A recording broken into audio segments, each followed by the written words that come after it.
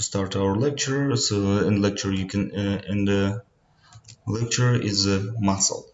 And so what are muscles and which types of muscles you know and which features of muscles do you know? Okay, take a look. Let's talk about general concepts of muscle. So muscle tissue is specialized for the ability to shorten and or contract. So that's a function of so every muscle tissue is specifically responsible for contraction. And every tissue which possesses this function, they are it is so it has the opportunity to contract. So muscle tissue comprises the flesh of the body and much of the walls of hollow organs. Due to its high degree of specialization, unique terms are used for certain structures in muscle cells.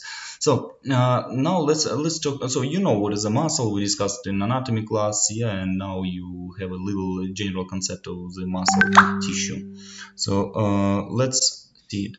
Now a few words which you need to remember to understand what is a muscle. So first of all, it's muscle fibers. Muscle fibers are cells. So that's you need to remember. So because in connective tissue, fibers are just fibers. Yeah, they're just like proteins. But here in conception of muscles, we have to say that muscle fibers are cells. So this individual cell is known as muscle fiber. So this usually confuses students, and I don't understand the reason of this naming. But anyway, muscle fiber is a cell. Then inside the cell we have instead of cytoplasm. So we used to say that we used to know that inside the cells we have cytoplasm, but in muscular cell cytoplasm is known as sarcoplasm. Sarcoplasm. Please remember this term. Then and cell membrane of the same cells of the muscle cells of muscle fibers. Now we can say it's known as sarcolemma, and smooth endoplasmic reticulum of the same muscle cells. They're known sarcoplasmic reticulum. Sarcoplasmic reticulum. So you see, just add instead of cytoplasm, plasma lemma, and endoplasmic reticulum, we have another terms which are sarcoplasm, sarcolemma, and sarcoplasmic reticulum. And cells itself are named as muscle fibers. Okay, these terms must be remembered. So, and then classification of muscle. So this is the simplest thing you discussed in school, but anyway, we need to talk about classification of muscles. So, functional classification. The muscles are divided into voluntary and involuntary. So, must be we can once we can control by our mind. Yes, so we can control by our power of will. They are known as voluntary. Ones which are not controlled by our mind, so they are involuntary. We can control them with our power of will. Yeah, that's the usual differentiation. For example, voluntary muscles are our skeletal muscles. In anatomy of first semester we discuss voluntary muscles, but involuntary muscles are like smooth muscles and cardiac muscles. So heart muscle, we can't stop our heart by our power of will. We can't contract heart with our power of will, and so do blood vessels. Yeah, so do blood vessels or our tubular organs like digestive tract, respiratory tract. We can't control contraction of these muscles. That's why we divide it into voluntary and involuntary. And structural classifications, it might be striated and non-striated. So nature of striation we'll discuss later. So in this lecture, but anyway, in physiology, I think you already discussed it. So, guys, my request to you, so like, don't, so group leaders, please say to your group mates, I won't add more students anymore. So if will try to add, I want to add him, and it will be absent for them, because you're interrupting the explanation. That's why no more joining during the lecture. So they are absent now. So last one who is joined is. So who was joined right now? I forgot. But okay, so now one student joined, and after him, no one will join the class. Okay, striated and non-striated. So striated means that they have very well organization, so very well very condensed structure of myofibrils. So all these contractory components, contractory proteins like actin and myosin, if they are very well organized, they become striated. And if they are not well organized, they are formed non-striated muscle. And for example, heart muscle and skeletal muscles are striated, and smooth muscles are non-striated, and we will discuss it later. Okay, and then in combination of this combination of functional structural classification, we divide all the muscles into skeletal muscles, cardiac muscles, and smooth muscles. So this is a level. For answering to this question, I don't give you even a point. Yeah. So if you understand this, it's you must understand it. If you don't understand this, so I just put 2 marks without any questions, and in exam and anywhere, you must to know this definitions. The skeletal muscles are striated and voluntary, and they're present. They're attached to skeleton. Now, cardiac muscles, they are striated and involuntary, so they well organized, but we can control it by power of will. And they are present only in heart. This part of heart, which is known as myocardium, and soon in anatomy you will discuss it.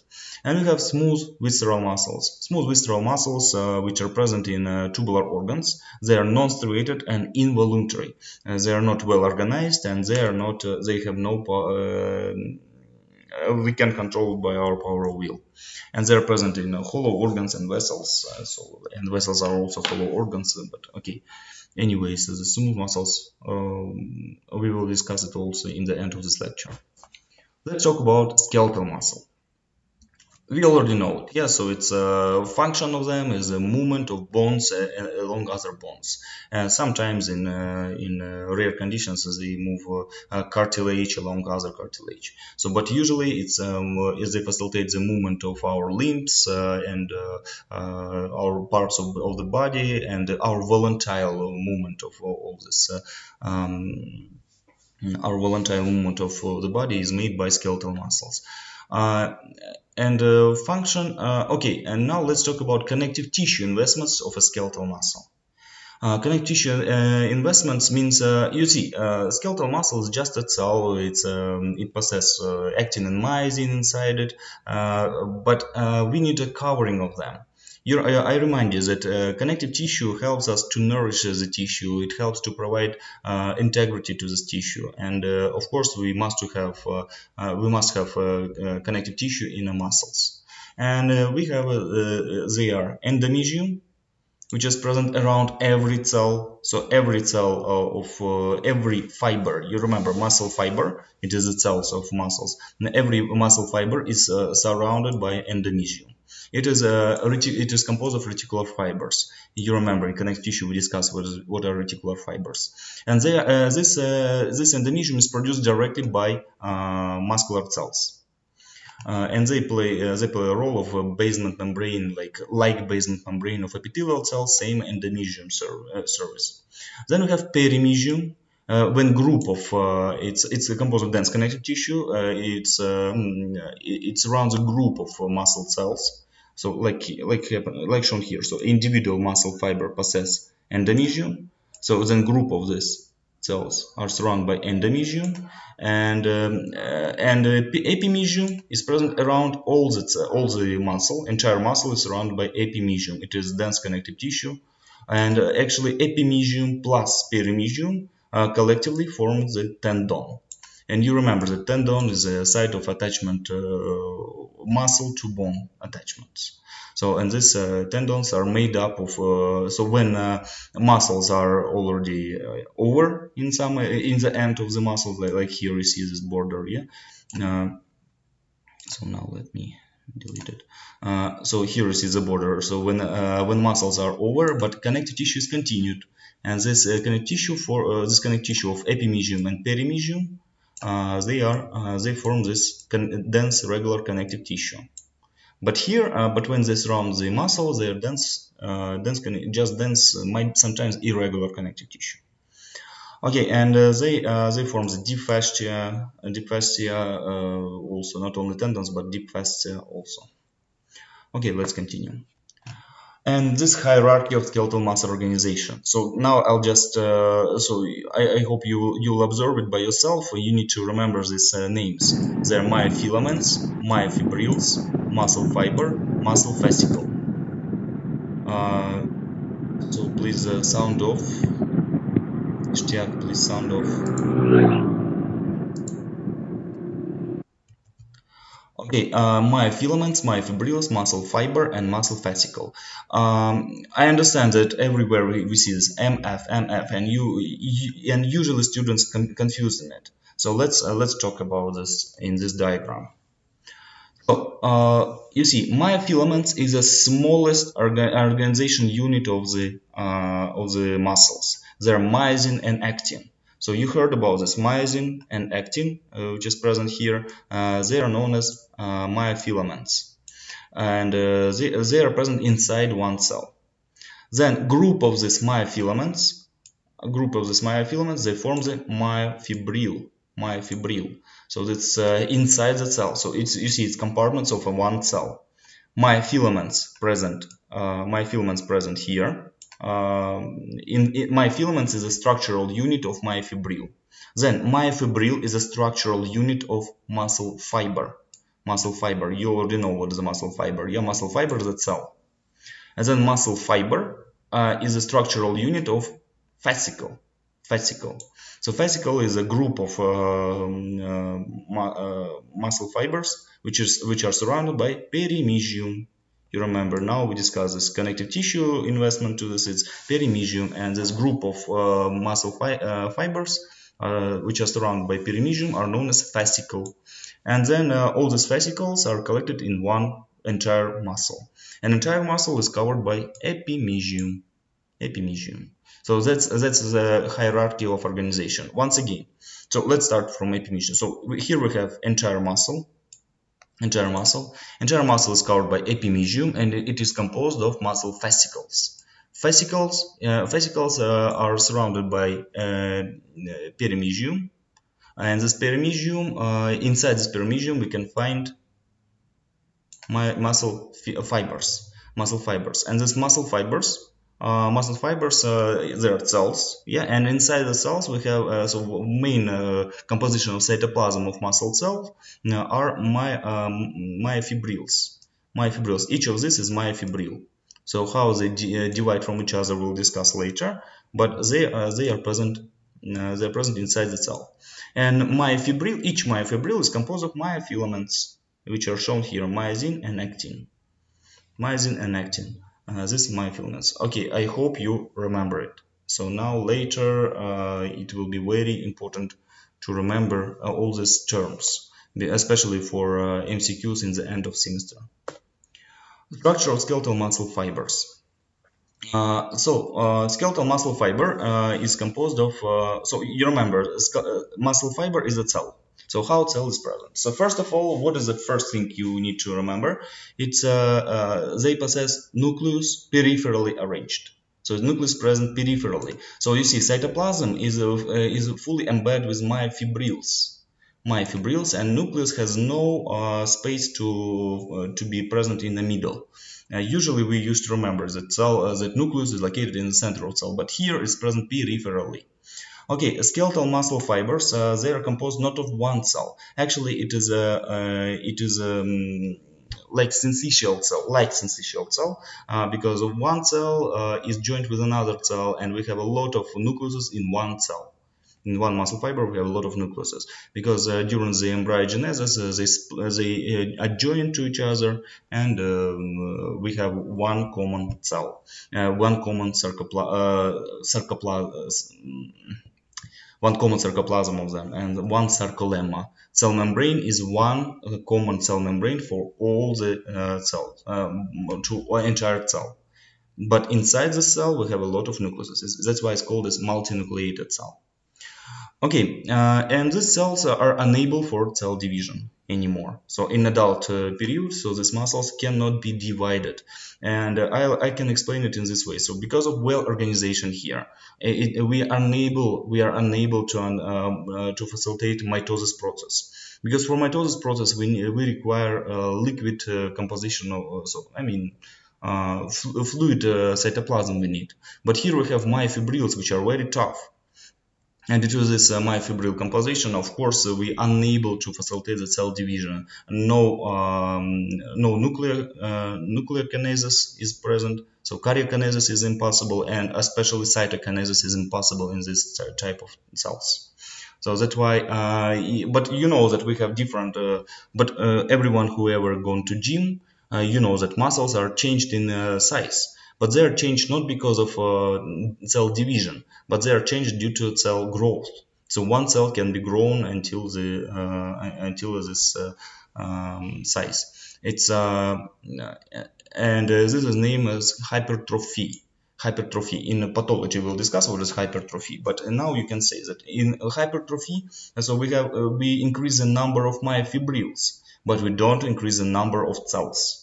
That's the main thing I want to share to you. But number of them is not, number of cells are not changed. Okay, that's my idea. And actually here we see we have some cisterna, terminal cisterna, sarcoplasmic reticulum, transverse tubules.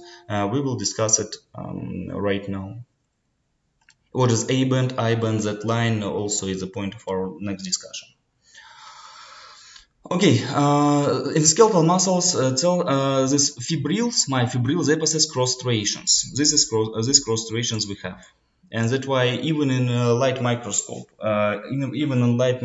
we can see the striation inside the cell. So we can see that some myofibrils appeared like black ones and white one, black one, white one, and this is A band and I band are changing one to another. And on electron microscope level, we can see some more details, and we will discuss it also very soon. So let's talk about the structure of skeletal muscle fiber. So what is a skeletal muscle fiber? It is composed of, fibril. What is the structure of fibril? It is composed of actin and myosin. Yeah, actin and myosin. So the main idea of muscle contraction is the shifting of actin along the myosin. When actin is, so maybe here we have diagram. Here we have better diagram which explains that. So here we see this is actin, this is myosin. Yeah, and you see, and during the contraction, actin comes closer to each other. They start to direct toward each other, and control. So okay, and they contract along each other, and you see main idea is that actin is like pulled by myosin toward each other, and that's called the shortening of the muscle fiber, shortening of muscle myofibril first of all, and then muscle fiber also. Okay, that's arrangement. So this arrangement I recommend you to draw it somewhere to understand it. Okay, and which components of this we have to understand.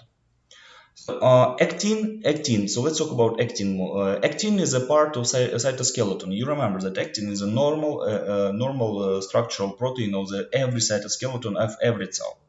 But in skeletal muscles, this actin is well organized with the help of Z disc. The Z disc it is a structure by which actin is attached to each other. And you see Z disc is present like here. You see Z disc is a site of actin attachment. So I'm drawing this way, yeah. And actually, space between two Z discs is known as sarcomere. It is known as sarcomere. So it is a structure. So it used to be named a structural unit of myofibril. Structural units of myofibril, the sarcomeres, structural unit of muscle contraction. Okay, and then you see, but between the discs we have myosin. Once again, myosin is present here. Myosin is a little more complicated protein, which is able. So it possesses a few features. Actually, myosin can attach actin molecules to myosin molecules. So they can grab the actin and attach it with the help of calcium.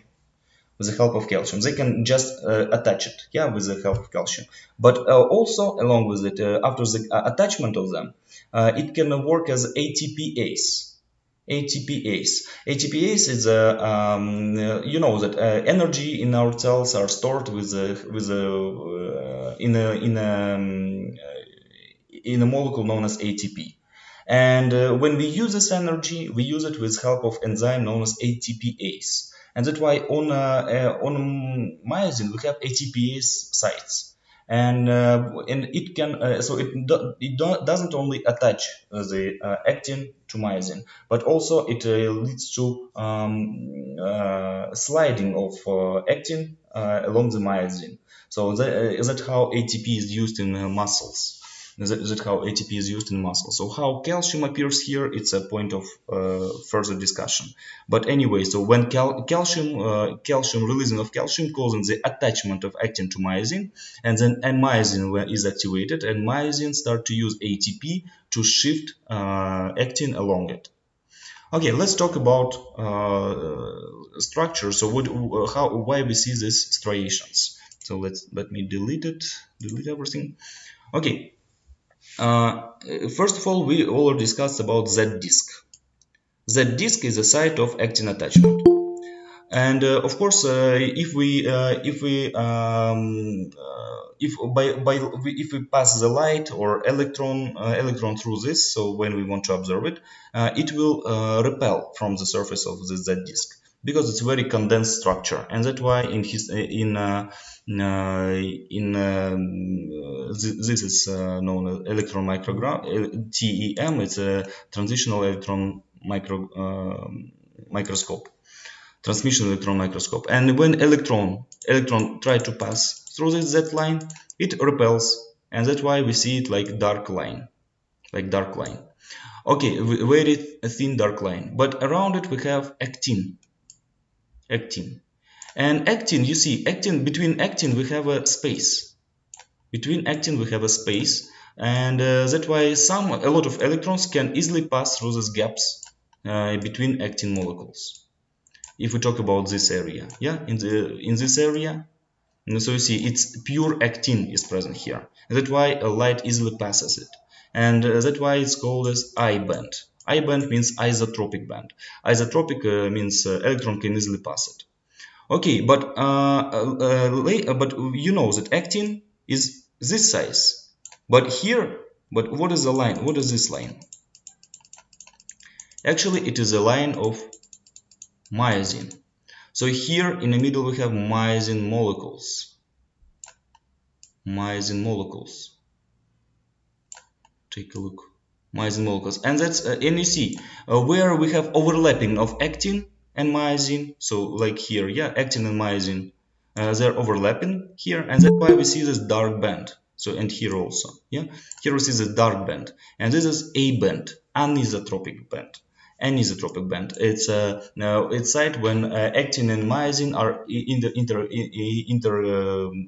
intercalated, yeah, and that's why overlapped each other, and that's why light cannot pass through them.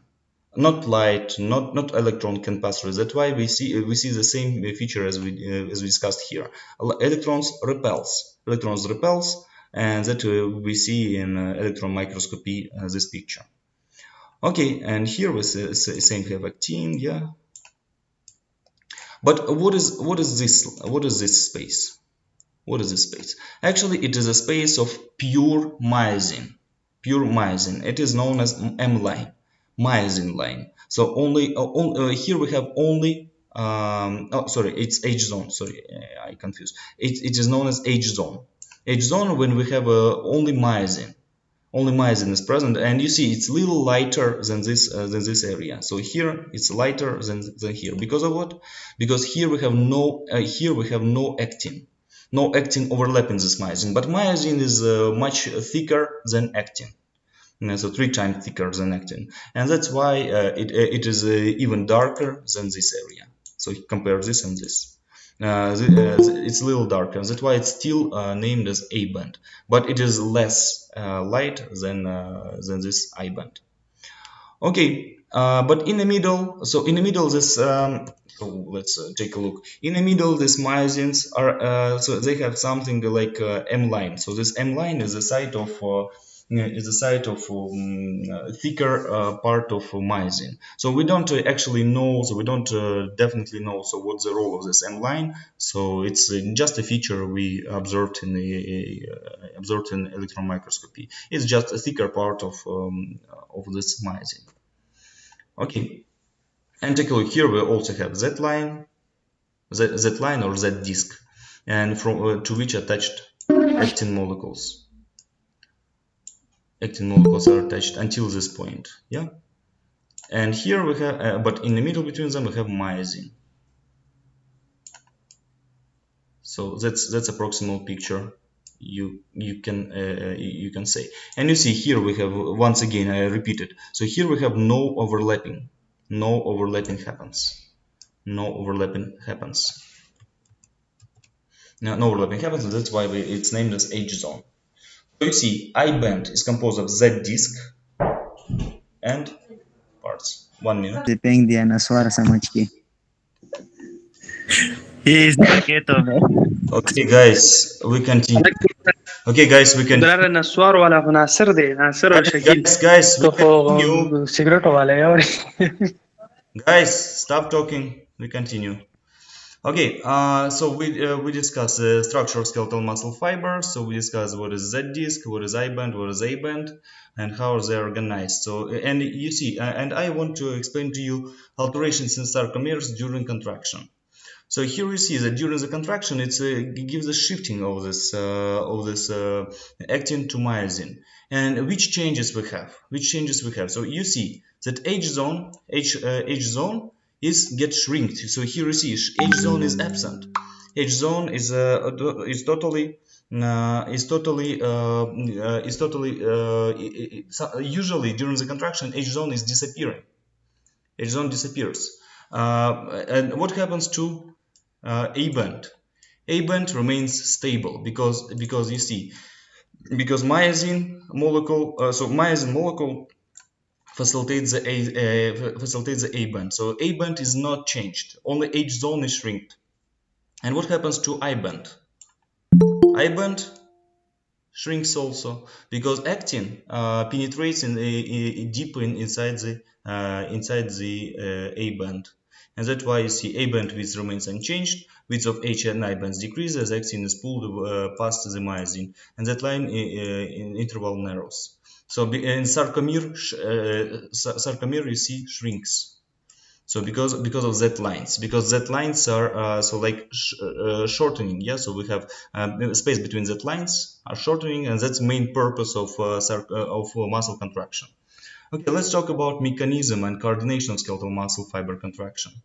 So we have for facilitation of this contraction, for coordination, we have triads, T-tubules, and terminal cisterns. What are they? So you see, okay, let's watch it from this diagram. So you see, cell membrane, sarcoplasm, yeah, sarcoplasm membrane, so this is this cell membrane, and this extends deep inside the cells. This is known as T-tubule. This is known as T-tubule. So because you see, it's like T. This and this, yeah, you see, it's like T, looks like T, and this is why it's called as T-tubule. And this it's an invagination of cell membrane inside the deepness of the cell. And why is it required? It is required for depolarization. So you remember that muscle contraction is going with depolarization of cell membrane. You remember that excitedness is discussed in physiology, that now I can easily say about it. So depolarization wave spreads out along the cell membrane only, and we need to distribute this depolarization of cell membrane in the deepness of the cell. and to make a contraction of all my fibrils in one moment.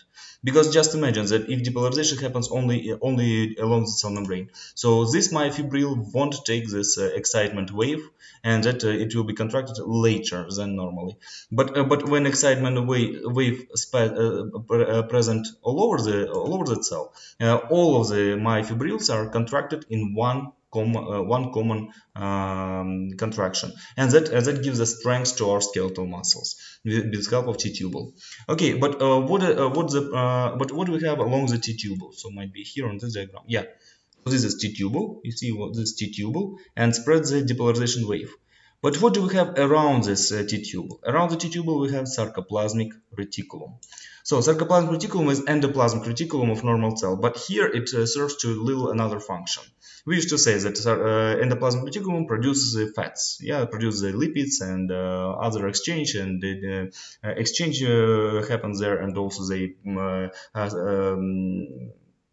also endoplasmic reticulum smooth endoplasmic reticulum responsible for Hello, sir. detoxification. Yeah.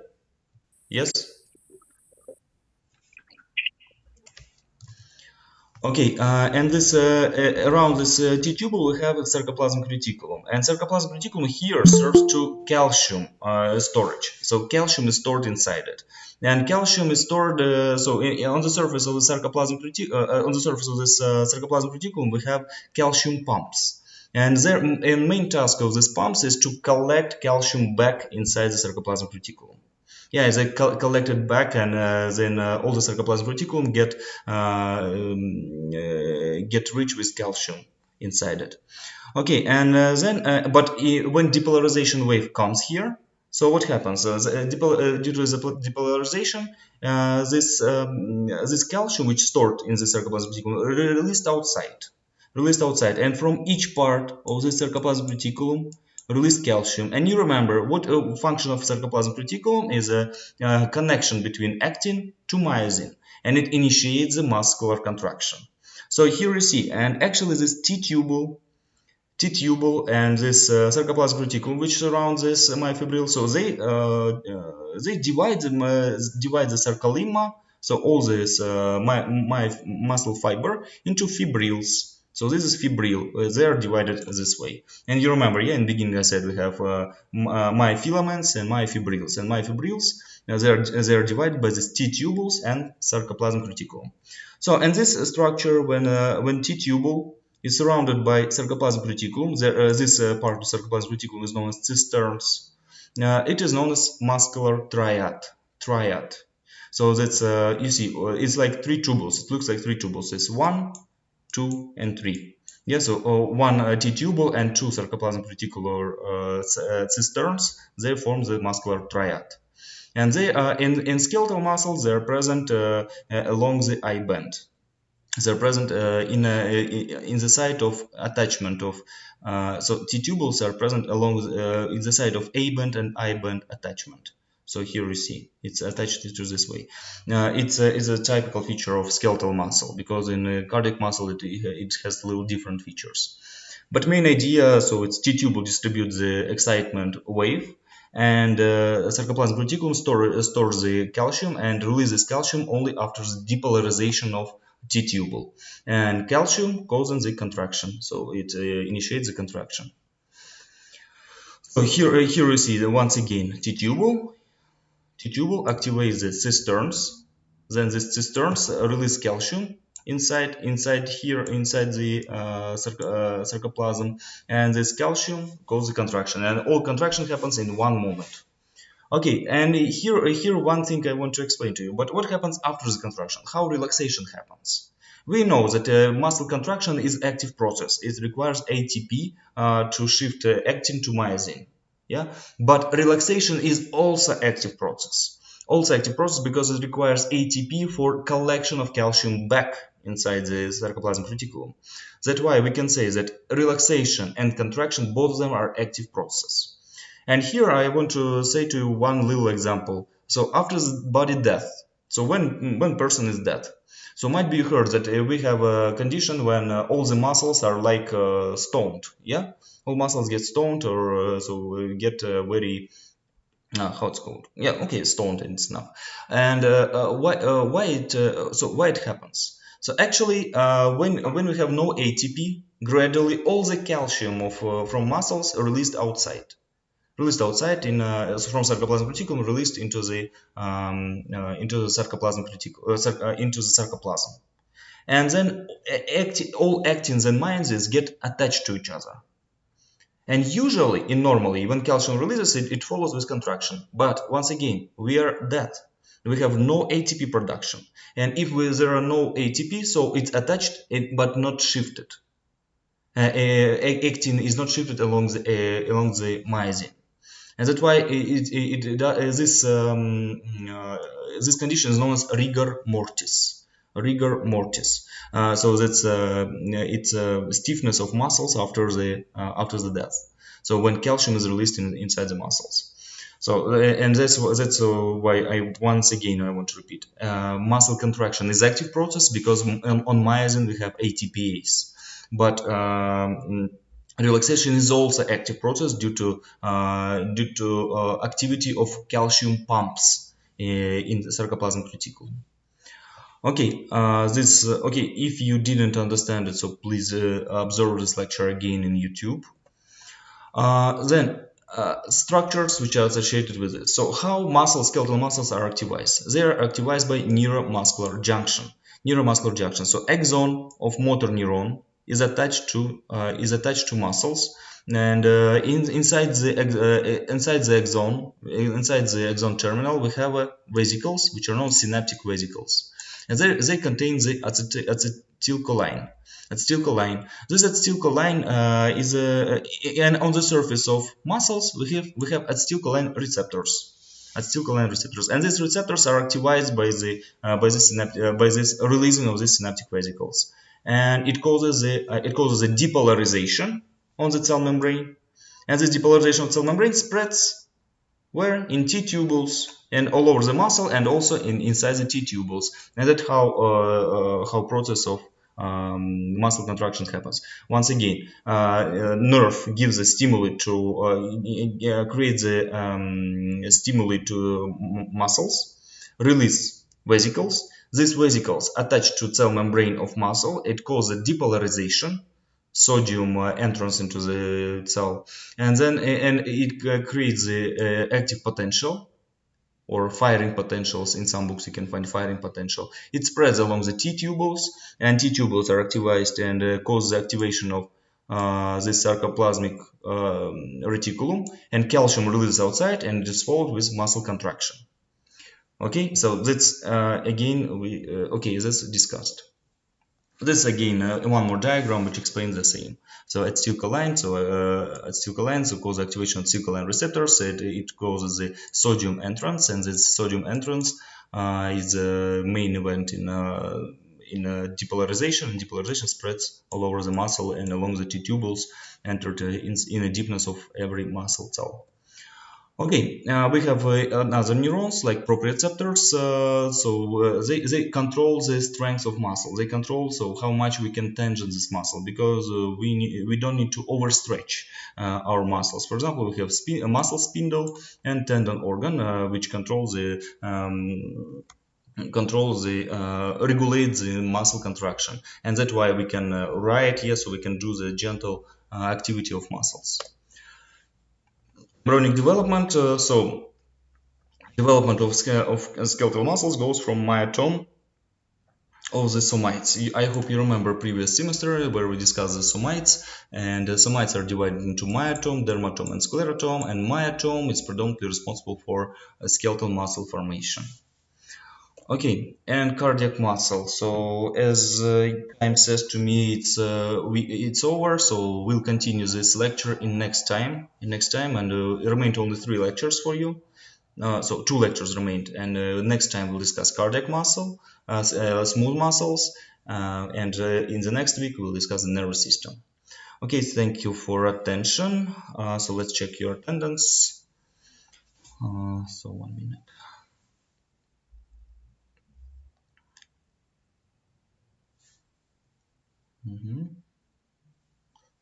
Kamal and chat. Okay, thank you. You can leave. Goodbye.